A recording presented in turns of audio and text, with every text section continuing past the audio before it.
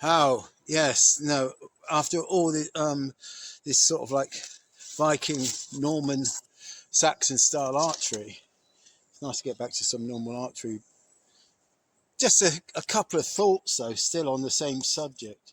Um, Vis-a-vis the chest draw, um, there's just no muscles to engage. The muscles that you try to engage when you do that lower draw,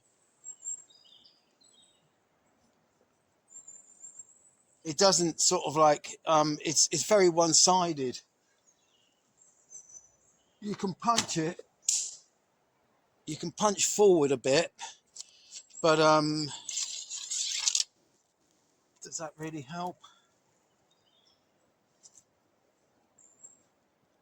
No, it's still incredibly weak draw, and there is a tendency to sort of, even when you're trying to do the Viking style, when you're shooting, you you want to go, you want to lift your thing up so you can engage all this behind you, and here and here you can engage your north and draw in the bow, and then you can draw the bow,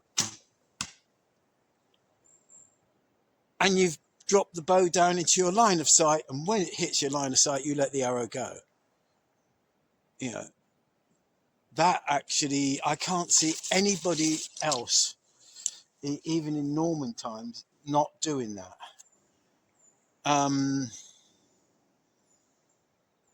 mean, if you look at Asiatic archery and everything like that, there's no other example of archery in the world, as far as I can think of people drawing at that level, drawing the bow at that level.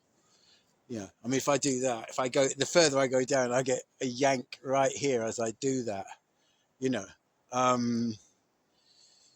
It's very weak.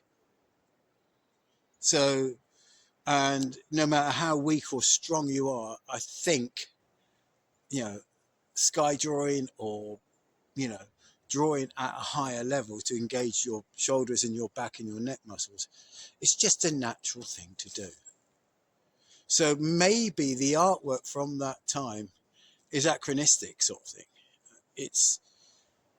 It's made by, maybe the artwork could be made by people who, understand how to make a tapestry, but don't understand how to shoot an arrow. I don't know. I mean, it's a possibility that could be the case.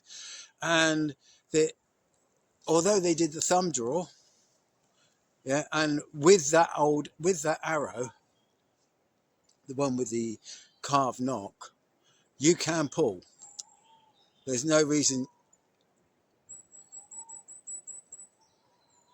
That's an owl. I don't know if he's doing it this time of day. Anyway, you can pull, and I think you could pull with practice, and think as your hand muscles you could develop these muscles here and everything, so you've got a grip like and I think you could pull 80 pounds, but I think they will be pulling from the shoulder, not from the waist.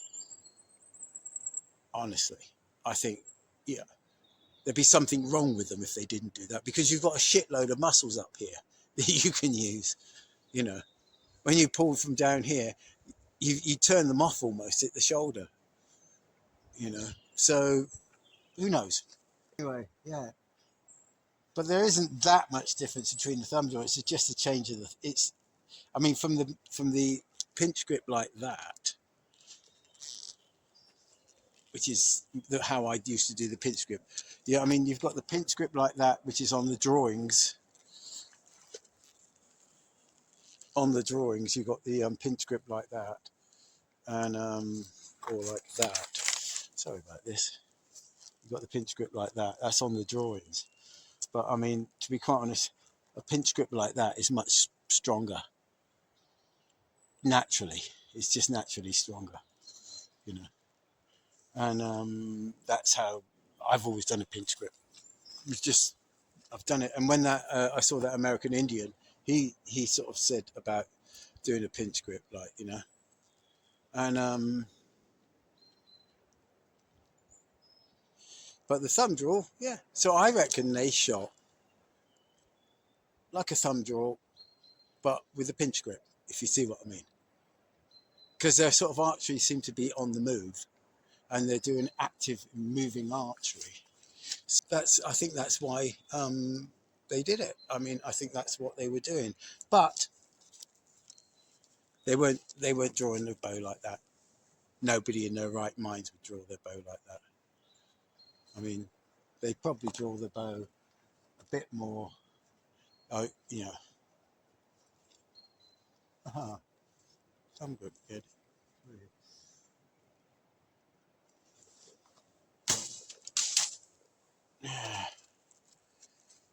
Yeah, they do the thumb grip.